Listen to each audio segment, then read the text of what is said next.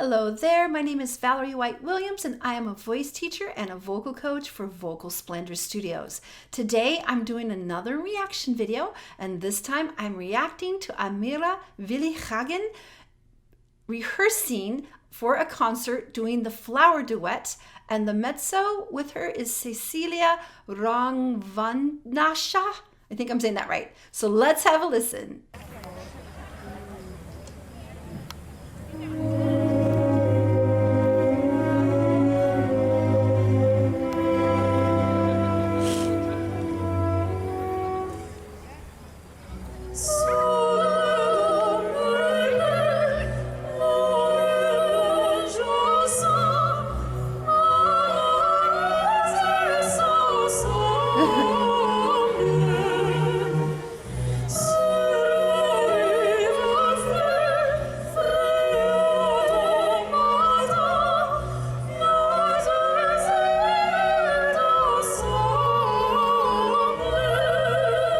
Okay, I'm going to pause just for a minute.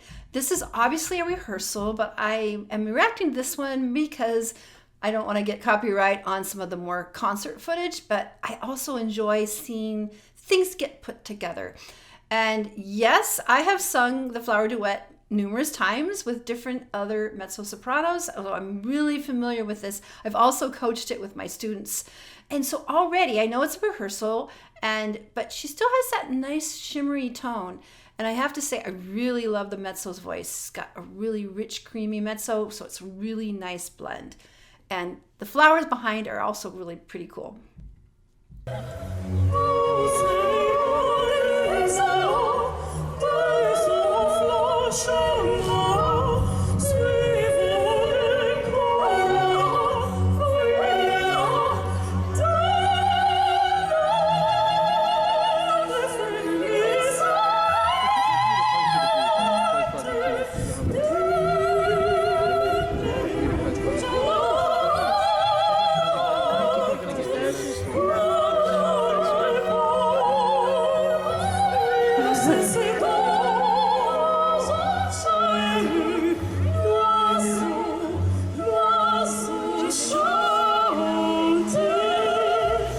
Okay, I'm going to stop just a minute.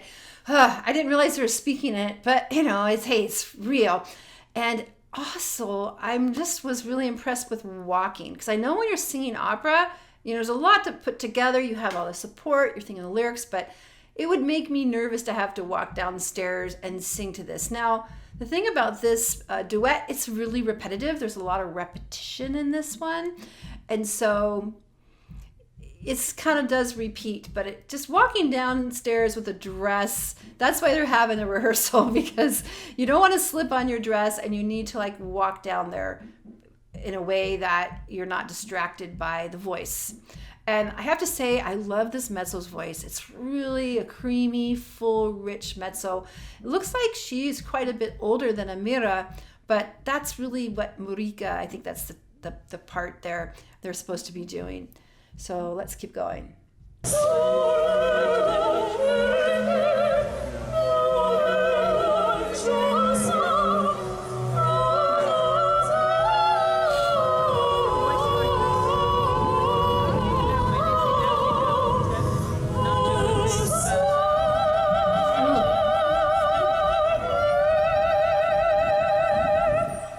Beautiful shimmer. They sounded really good together. They have a different look together. They're so different, but just that shimmer of her mouth relaxing.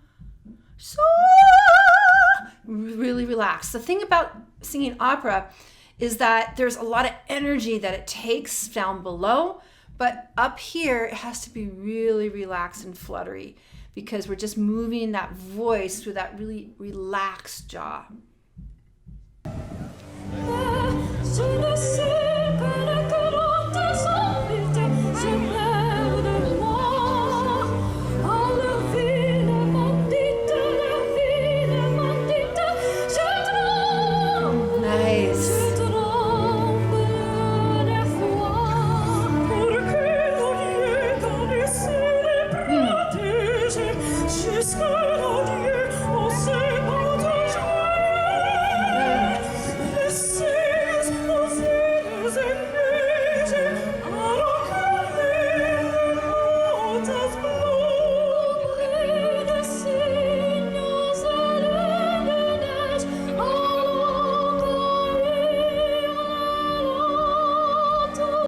Okay, I'm going to stop because I just really love that mezzo. Cecilia, rich, creamy, luscious sound.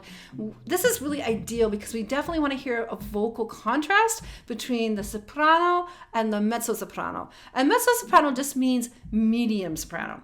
So there's all kinds. Some mezzo sopranos have more of a soprano sound. Some of them have more of a rich, but she just has that rich, creamy tone that is gorgeous. And here's Amira in that stance, which is, you see her doing that a lot, but just, again, eyes are closed, getting ready for this next push.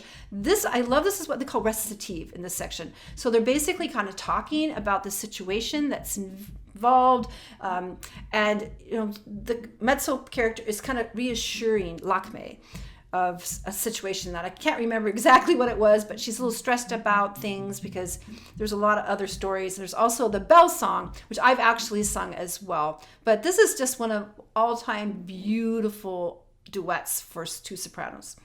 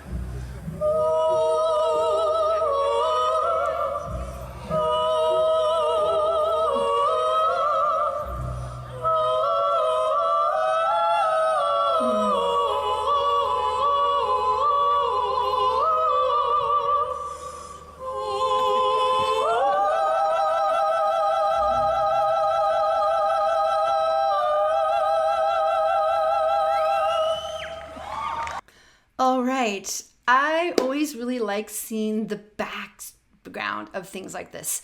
And I was pretty impressed. There was quite a bit of staging for a concert. They had quite a lot of staging to work through, like climbing down those big ladders. And then they did a little bit of like moving back and forth. And it's a little more involved because normally when you're singing a concert, you just kind of stand there and you don't do much. But they made those women work a bit more, especially walking downstairs in big ball gowns is really tricky. You don't want to trip over your feet. And then they had them stage across the room. It's kind of sophisticated. And this other woman, I don't know her, but she seemed like she was a real professional opera singer who maybe has a career in South Africa. Again, I loved her voice. It was gorgeous. And then, they're supposed to be, it's basically Lakme and her maid, basically, or maidservant, or they're kind of working together. They're trying to be calm. And what I also really love to see is how conscientious Amira was, because when you sing a duet with someone, it's one thing when you're singing just an aria. And usually when you're singing an aria, there's a conductor and you do kind of watch the conductor. But when there's a duet, you have a lot more going on. You want to see the conductor because the conductor's kind of doing that.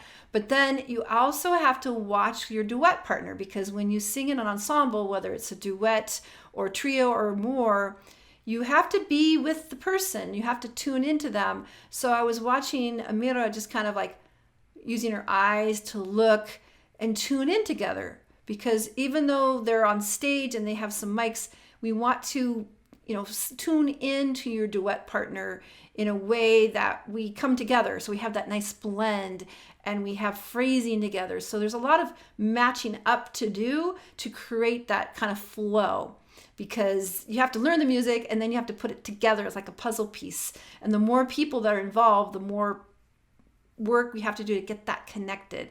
But the Flower Duet has always been a huge favorite. It's one of the duets that always does well. And I have really talented high school kids. They've done the Flower Duet and everybody loves it because it's just so gorgeous. And that middle section is kind of fun. I've always enjoyed that part because it's a bit of that what we call recitative. It's hard to say. Recitative, that's it. And so basically it's not part of the duet, but it's basically you're speaking and singing, and you're telling a bit more of a story. There's a bit more text dialogue in there. And then they go back and it's kind of on this boat, comforted with all these flowers. It's just beautiful ear candy, and was very impressed with Amira, especially singing with someone who looks like had way more years of experience. And she was a great duet partner for her. Totally different in age, but Amira held her own, and she has such star presence, and in a way that, like I said, is always introverted, always, seen from here versus trying to throw things out, which is kind of ironic, because a lot of people when they sing in a big hall, they feel like they have to really push their energy away, but really you want to attract people to you. And that's what's so great about Amira too, is that she's always centered in her performances, and then she attracts that energy coming in, and then the voice just flows out, because that's what classical singing is. It's energized from below, but this is really relaxed. And one of my teachers that I took lessons from, his name was Bill Eddy, and I took lessons with him when he was 92. And he actually had singers fly to him from the Metropolitan Opera. And so he was really an amazing opera teacher for me. I've had many, but he always would say this thing. He says, when you're singing, there's an imaginary line. I got to talk like him. He said, everything below the line is where the energy comes from, and everything above the line is relaxed. And the other thing he would say too, he's really interested in visual metaphors. He said, when you are singing as an opera singer, when you open your mouth, you got to imagine the sound going right out of you. It's just floating away instantly. So a lot of singers want to hold on to I got to make sure it's right, but you really need to let it go. You have to let it go and float out over. And so Amira has all of that.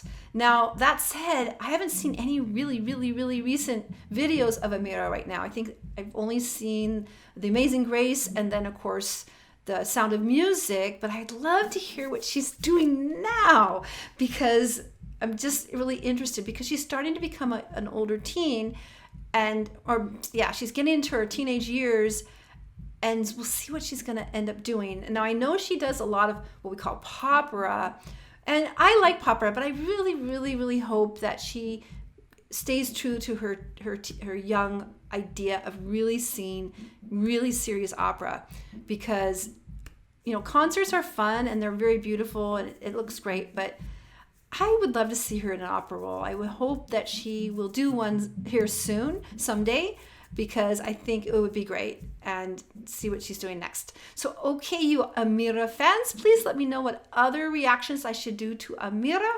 And thanks for the likes, shares, and subscribes. I so appreciate it. So also I want to let you know that I have 2 free passion projects on Facebook. The first one is called Creative Soul Alignment, and that's for people that like the creative arts and spirituality. So I have people from all over the world that have come from my YouTube channel, and people are posting arts, crafts, songs, creative activities. It's really a wonderful group, and it's really uplifts us, because we are here to be creative. When we are creating, we are expressing our divine power and energy, and we are creators just like the creator. Also, I want to let you know that we have the creative power to create this world to be a better place. We have more power than we think. And when we all visualize a world that is not under the control of creepy overlords, as I like to say, we can shift this. We just have to visualize it together. And the other group's totally different. It's called YouTube Success Strategies. And that's where I'm teaching people how to be successful on YouTube. YouTube has been great for me. I've had many, many clients come to me through my YouTube channel starting in 2011. And I want to teach other businesses and entrepreneurs how to use YouTube that way as well. All right, take care, you guys, and I'll see you next time. Bye.